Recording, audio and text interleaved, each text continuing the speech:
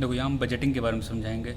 Budget के दो account होते हैं, एक होता है रेवेन्यू अकाउंट, एक होता है कैपिटल अकाउंट। रेवेन्यू अकाउंट यानी जो एक साल से कम में जिसका हिसाब किताब देखा जा रहा है। कैपिटल अकाउंट यानी एक साल से ज़्यादा का हिसाब किताब देखा जा रहा है, ठीक है। रेवेन्यू, अब रेवेन्यू के एक साइड हो सकता है इनकम रेवेन्यू, एक होता है एक्सपेंडिचर रेवेन्यू। इनकम को ही रिसीट बोलते हैं, ठीक है। अब इनकम दो तरह से हो सकता है, सरकार टैक्स लगाए या नॉन टैक्स। नॉन टैक्स के ज़्यादा टाइप हैं, टैक्स में तो इनडायरेक्ट और डायरेक्ट टाइप है। नॉन टैक्स के अब टाइप देख लो।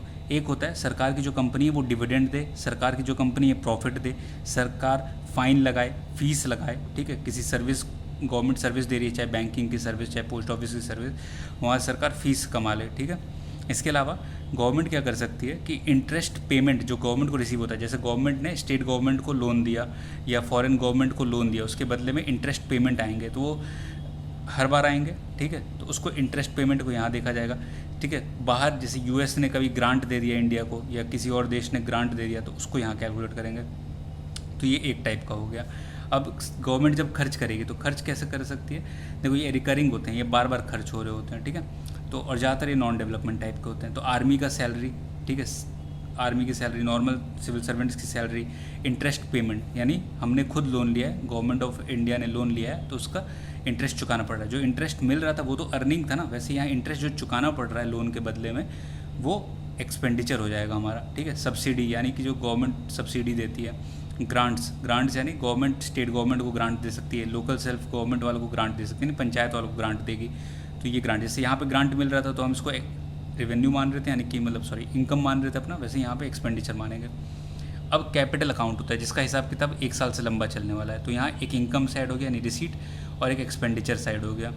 अब इनकम साइड में क्या क्या हो सकता है, इसको दो पार्ट में, कैपिटल रिसीट यानी कैपिटल का जो इनकम होता है उसको दो पार्ट में डिवाइड कर सकते हैं। एक होता है जो हम लोन के थ्रू निकालते हैं, ठीक है, यानी कि कोई बाहर से हमने लोन ले लिया, कंपनी से लोन लिया है, वर्ल्ड बैंक से लोन ले लिया, आईएमएफ से लोन ले लिया, तो बोरोइंग या लोन ले लिया, ठीक है। ये दोनों एक ही टाइप का है, ये डेट क्रिएटिंग रिसीट है, ठीक है। लोन में आ सकता है कि हम एक पेपर इशू करके, बॉन्ड इशू करके, या गवर्नमेंट सिक्योरिटी जिसको बोल सकते हैं वो इशू करके हम लोगों से लोन ले लें। तो ये दोनों हो गया, बॉन्ड और लोन्स और बोरिंग, ये दोनों एक तरह के डेट यानी कि DEBT यानी डेप्ट यानी उधार creating capital income generation side में, ठीक है। और दो तरीका है जहाँ उधार नहीं ले रहे हैं, बस हमको अपने पुराने जो लोन, जैसे हमने किसी को लोन दिया था तो उसने इंटरेस्ट तो चुका है, लेकिन जो आखिरी पेमेंट होता है, आखिरी पेमेंट में क्या होता है, पूरा पेमेंट करना होता है। तो जो रिकवरी ऑफ लोन है यानी आखिरी लोन जो चुकाएगा वो, तो वो उसको यहाँ कैलकुलेट किया जाएगा। वहाँ पे क्या था, इंटरेस्ट पेमेंट कैलकुलेट करते हैं, यहाँ पे आखिरी जो चुकाया जाएगा ना EMI के तौर पे, तो वो रिकवरी ऑफ लोन कहलाता है, उसको यहाँ जोड़ते हैं, ठीक है। वो एक हो गया, वो हमारा हक था, हमने किसी से लोन नहीं लिया तो वो हमारे लिए हो गया, ठीक है, हमने लोन दिया था, मिल गया। डिसइन्वेस्टमेंट क्या होता है, जब सरकार किसी लॉस मेकिंग कंपनी या प्रॉफिट मेकिंग कंपनी पे भी कई बार, तो अगर सरकार गवर्नमेंट किसी कंपनी का शेयर होल्डिंग अपना कम कर रही है और लेस देन 51% कर रही है, तो उसे कहेंगे स्ट्रैटेजिक डिसइन्वेस्टमेंट, यानी एक तरह से उस PSU का प्राइवेटाइजेशन कर देना। लेकिन अगर वहाँ पे जो डिसइन्वेस्टमेंट है वो मतलब कुछ शेयर का है, मतलब 4% शेयर, 5% शेयर चुका दिया, लेकिन वहाँ पे अभी भी इस गवर्नमेंट की होल्डिंग है 51% से ज़्यादा है, तो उसे स्ट्रैटेजिक डिसइन्वेस्टमेंट नहीं कहेंगे, नॉर्मल डिसइन्वेस्टमेंट कहेंगे। तो कुल मिला के शेयर बेचना, गवर्नमेंट जब अपना शेयर बेचती है कंपनी से, वहाँ से जो पैसे कमाएंगे उसको कहेंगे हम कैपिटल रिसीट, ठीक है। यहाँ पे तो था जो गवर्नमेंट कंपनी से डिविडेंड और प्रॉफिट कमा रही है उसको हम कहते थे रेवेन्यू, नॉर्मल, ठीक है, रेवेन्यू रिसीट होता था। यहाँ पे लेकिन अगर फाइनली बेच रहे हैं, शेयर हिस्सा ही बेच दे रहे हैं, तो उसको हम कैपिटल रिसीट में कहेंगे, क्योंकि शेयर एक तरह का कैपिटल होता है ना, लंबे टाइम तक चलता है, इसलिए। अब कैपिटल एक्सपेंडिचर क्या है, जहाँ पे इंफ्रास्ट्रक्चर क्रिएट हो रहा है, इंफ्रास्ट्रक्चर हेल्थ का भी, हेल्थ हॉस्पिटल बन रहा है, ठीक है, या एम्बुलेंस क्रिएट हो रहे हैं, या फिर सांस वाले जो ऑक्सीजन प्लांट बन रहे हैं, तो हेल्थ का इंफ्रास्ट्रक्चर बन रहा है, मशीनरी खरीदाई जा रही है, तो ये सब हेल्थ आ गया, ठीक है। तो ये अब देखो ये जो दो बजट है, ठीक है, ये रेवेन्यू साइड अलग हो गया और एक हो गया कैपिटल साइड। अब अगर हम बोलेंगे कि हमारा इनकम ग्रेटर है एक्सपेंडिचर से, यानी हम जो खर्चा कर रहे हैं उससे ज़्यादा हम कमा रहे हैं, तो हम क्या कहेंगे इसको, रेवेन्यू सर प्लस, ठीक है। लेकिन अगर हम कहते हैं कि एक्सपेंडिचर ज़्यादा है यानी E is greater than income, तो हम क्या कहेंगे इसको, हम कहेंगे ये है हमारा रेवेन्यू डेफिसिट, ठीक है। सेम यहाँ पे भी होता है कैपिटल में अगर हमारा एक्सपेंडिचर ज़्यादा है इनकम से तो हम कहेंगे इसे कैपिटल डेफिसिट, ठीक है, कैपिटल डेफिसिट। अगर कहेंगे कि इनकम ज़्यादा है एक्सपेंडिचर से, यानी हम कमा ज़्यादा रहे हैं, खर्च कम कर रहे हैं, तो कहेंगे कि सरप्लस में, भाई पैसा तो अभी पड़ा है हमारे पास, कैपिटल सरप्लस।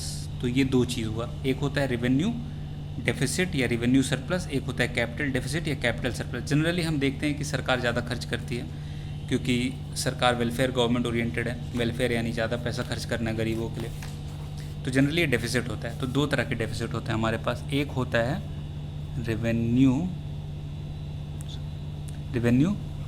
डेफिसिट, ठीक है। ये रेवेन्यू डेफिसिट कहाँ से बनेगा, जब हम इसमें जोड़ेंगे रेवेन्यू एक्सपेंडिचर। जब हम एक्सपेंडिचर है, एक्सपेंडिचर ऑब्वियसली ज़्यादा हो रहा है, इनकम हमारा कम हो रहा है। रेवेन्यू इनकम को ही रिसीट बोलते हैं ना, इसलिए यहाँ रिसीट। तो ये जब होगा यानी एक्सपेंडिचर ज़्यादा है तो डेफिसिट क्रिएट हो गया, ठीक है, समझ में आ ही रहा होगा। तो ये हो गया रेवेन्यू डेफिसिट। अब होता है कैपिटल डेफिसिट। कैपिटल डेफिसिट क्या होता है, या कैपिटल डेफिसिट होता है जब कैपिटल एक्सपेंडिचर ज़्यादा कर रहे हो तुम, ठीक है, एक्सपेंडिचर ज़्यादा कर रहे हो और कैपिटल रिसीट कम है, यानी कैपिटल का जो इनकम है वो कम है, ठीक है। तो ये हो गया। अब इन दोनों को जोड़ दोगे, यानी कि रेवेन्यू डेफिसिट को जोड़ दिए, कैपिटल डेफिसिट को जोड़ दोगे, तो तुमको फाइनेंशियल डेफिसिट यानी फिस्कल डेफिसिट मिल जाएगा, ठीक है। फिस्कल डेफिसिट यानी टोटल डेफिसिट मिल गया तुमको। अब इसमें एक लॉजिक है, वो लॉजिक क्या है कि अब इसका फॉर्मूला, रेवेन्यू डेफिसिट का मतलब क्या होता है कि revenue expenditure minus revenue income यानी revenue receipt plus capital deficit यानी capital expenditure minus capital receipt, ठीक है। लेकिन यहाँ पे तुम देखे थे ना कि कैपिटल रिसीट जो था, यानी कैपिटल का जो इनकम साइड था, कैपिटल का जो इनकम साइड था उसमें क्या क्या हम देख रहे थे, हम देख रहे थे कि एक है लोन लेने वाला सिस्टम, यानी हम लोन लेते हैं, और एक होता है जो हम अपना हिस्सा बेचते हैं या हम पहले जो पैसा दिए उसको रिकवर करते हैं। तो हम इसको नहीं कैलकुलेट करेंगे, क्यों, क्योंकि इसको कैलकुलेट क्यों करते हैं, इसको हम नहीं करेंगे। अगर इसको नहीं करेंगे तब देखो यहाँ पे समझो, तो ये जो फॉर्मूला था R E minus R R यानी रेवेन्यू रिसिप्ट, इसमें सब जुड़ेगा। लेकिन जो कैपिटल रिसिप्ट है, कैपिटल रिसिप्ट में हम एक चीज़ नहीं जोड़ेंगे, वो है डेप्ट वाली चीज़ें नहीं जोड़ेंगे, डेप्ट को नहीं इंक्लूड करना है। यानी यहाँ पे ना बोरोइंग्स होंगी और ना लोन्स होंगे, क्योंकि अब समझाते हैं क्यों, ये नहीं क्यों नहीं होगा। तो इसके बाद यानी ये डेप्ट नहीं जोड़ने के बाद, इसमें जो डेप्ट नहीं जोड़ेंगे तब जो हमको मिलेगा उसको कहेंगे फिस्कल डेफिसिट। और ये फिस्कल डेफिसिट का ही मतलब होता है, फिस्कल डेफिसिट मतलब होता है कमी, यानी कि गवर्नमेंट को इतने पैसों की कमी है और वो पैसे हमको अब लोन लेना पड़ेगा, उधार लेना पड़ेगा। तब हम जो उधार लेते हैं वो ये बोरिंग्स के थ्रू लेते हैं, ठीक है।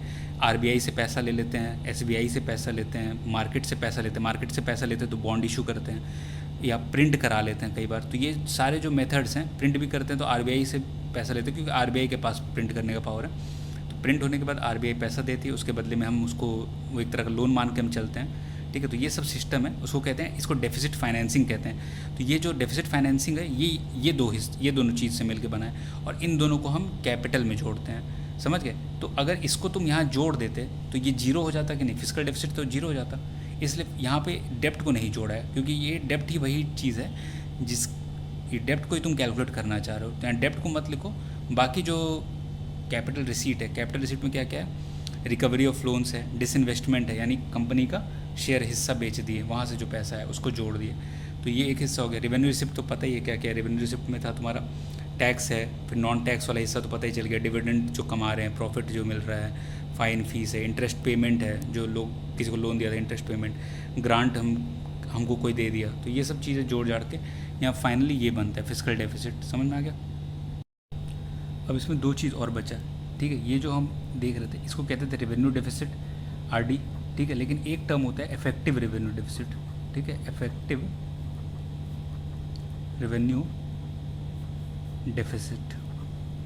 ये समझ, इफेक्टिव रेवेन्यू डेफिसिट में क्या होगा, जो रेवेन्यू डेफिसिट था यानी कि आरडी, इसमें से माइनस कर लेंगे वो ग्रांट्स, जिन ग्रांट्स का जैसे क्या मैंने अभी बताया था यहाँ पर कि हमारा जो रेवेन्यू रिसीट है, ठीक है, और रेवेन्यू एक्सपेंडिचर में कुछ ग्रांट्स होता है, मतलब ग्रांट्स हम खर्च करते हैं, ठीक है। तो ये जो ग्रांट्स हैं अगर ये कैपिटल बनाने के काम में आ रहा हो, ठीक है, मतलब जैसे पंचायत को मिला, मतलब पंचायत बॉडी को मिला, और स्टेट गवर्नमेंट को मिला और स्टेट गवर्नमेंट उससे कुछ इंफ्रास्ट्रक्चर बना रही है, पंचायत बॉडी कुछ इंफ्रास्ट्रक्चर बना रही है, तो इसको कैलकुलेट नहीं करेंगे ताकि हमको एक्चुअल पता चले। देखो रेवेन्यू डेफिसिट का प्रॉब्लम क्या है, रेवेन्यू डेफिसिट मतलब ये होता है कि तुम उतना तक नहीं कमा पा रहे हो जो तुम्हारी डेली सर्वाइवल की ज़रूरत है, यानी जो रोटी कपड़ा मकान जैसी बुनियादी ज़रूरत है वो तुम पूरी नहीं कर पा रहे हो अगर रेवेन्यू डेफिसिट अगर हो रहा है। तो इसी को अच्छे से समझने के लिए कि एक्चुअली क्या इतनी कमी है, इतनी इतनी प्रॉब्लम्स है कि हम बेसिक चीज़ें भी पूरी नहीं कर पा रहे हैं, तो इस चीज़ को समझने के लिए हम क्या करते हैं, जो ग्रांट्स जो हम अच्छा कुछ इंफ्रास्ट्रक्चर बनाने में यूज़ कर रहे हैं उनको हटा लेते हैं। उसके बाद जो पैसा कमी पड़ रहा है हमको, जैसे पहले 100 रुपये की कमी थी, अब हम बोलते हैं कि लेकिन इसमें से 50 रुपये तो वो है जो हमने कुछ इंफ्रास्ट्रक्चर बनाने में लगा दिया। तो एक्चुअली हम जो हमको कमी है मतलब पैसों की, वो क्या है, 50 रुपये एक्चुअल कमी है। ठीक है, ये प्रॉब्लम है, ये हमको इतना डेफिसिट है, ये समझ गए, ये समझाना चाह रहा हूँ। तो रेवेन्यू डेफिसिट माइनस ग्रांट्स जो इंफ्रास्ट्रक्चर के लिए हम देते हैं उसको निकाल देंगे। कहाँ से निकालेंगे, रेवेन्यू एक्सपेंडिचर में से। ठीक है, रेवेन्यू एक्सपेंडिचर में से वो एक्सपेंडिचर यानी वो ग्रांट निकाल देंगे जो इंफ्रास्ट्रक्चर के लिए दिए गए। अब समझते हैं प्राइमरी डेफिसिट क्या होता है। देखो प्राइमरी डेफिसिट मनमोहन सिंह के टाइम पे आया था। इसका सिस्टम क्या था कि जो हमारा फिस्कल डेफिसिट है, फिस्कल डेफिसिट में इंटरेस्ट पेमेंट भी इंक्लूड किया जा रहा है ना, जो हमको पास्ट लोन्स यानी पहले गवर्नमेंट जो एग्जिस्ट करती थी उसने कुछ लोन्स लिए होंगे, आज तक हम उसका लोन चुका रहे हैं। तो हम इस गवर्नमेंट की जो परफॉर्मेंस है उसको हम क्यों मेजर करें पुरानी गवर्नमेंट के लोन लिए हुए प्रॉब्लम्स की वजह से। तो हम फिस्कल डेफिसिट में से इंटरेस्ट पेमेंट निकाल लेते हैं, जो भी पुराने लोन्स का इंटरेस्ट आज तक हम चुका रहे हैं उसको नहीं, मतलब है करना पड़ रहा है लेकिन हम उसको कैलकुलेट नहीं करेंगे। तो उससे जो एक्चुअल फिस्कल डेफिसिट मिलेगा, मान लो पहले 100 रुपये था और हर साल तुम्हारा 20-30 रुपये तो इसी में चल जा रहा था कि तुम इंटरेस्ट पेमेंट चुका रहे हो, तो तुम्हारा एक्चुअल में फिस्कल डेफिसिट क्या है, 80 रुपये है। तो 80 रुपये को प्राइमरी डेफिसिट कहेंगे। ठीक है, ये 80 रुपये एक्चुअली में तुम्हारी गवर्नमेंट की प्रॉब्लम्स या कमी की वजह से तुमको चुकाना पड़ रहा है। ठीक है, मतलब मिसमैनेजमेंट की वजह से या एक्स्ट्रा वेलफेयर करने की वजह से, एक्स्ट्रा एक्सपेंडिचर करने की वजह से चुकाना पड़ रहा है। तो ये हो गया प्राइमरी डेफिसिट। प्राइमरी डेफिसिट का basic definition fiscal deficit minus interest. ये जो जितने तरह के डेफिसिट्स रहते हैं, ठीक है, ये जो डेफिसिट्स हैं इनको फाइनेंस कराना पड़ता है। तो फाइनेंस कराने का तरीका क्या हो सकता है, फाइनेंस कराने का तरीका होगा बॉन्ड इशू करो, लोन लो, ठीक है, आरबीआई से पैसा उधार लो, ठीक है, या मनी प्रिंट कराओ। तो ज़्यादातर तरीका ये होता है कि लोन्स लिया जाता है, या तो आरबीआई के थ्रू लोन्स लिया जाता है, या तो बॉन्ड इशू करके लोन लिया जाता है, या तो प्रिंट मनी करने का ऑप्शन बेकार रहता है क्योंकि प्रिंट मनी की वजह से इन्फ्लेशन आ सकता है। ठीक है, इसी प्रिंट मनी से एक कॉन्सेप्ट और बता देता हूँ जो पिछले साल न्यूज़ में था, वो है हेलीकॉप्टर मनी। हेलीकॉप्टर मनी क्या होता है, देखो ऐसे जब तुम प्रिंट करोगे और गवर्नमेंट को दे दोगे तो मतलब इससे कोई फ़र्क नहीं पड़ेगा, लेकिन अगर ये मनी प्रिंट करके तुम गवर्नमेंट के थ्रू लोगों के हाथ में सप्लाई कर रहे हो तो इसका मतलब ये हो गया ना कि हेलीकॉप्टर मनी हो रहा है, यानी कि हेलीकॉप्टर से लोगों के हाथ में पैसा दिया जा रहा है, पैसा उड़ाया जा रहा है एक तरह से। तो ये हेलीकॉप्टर मनी का कॉन्सेप्ट हो जाता है जब प्रिंट करके आम इंसान यानी कि सिटीजन्स के हाथ में पैसा पहुँच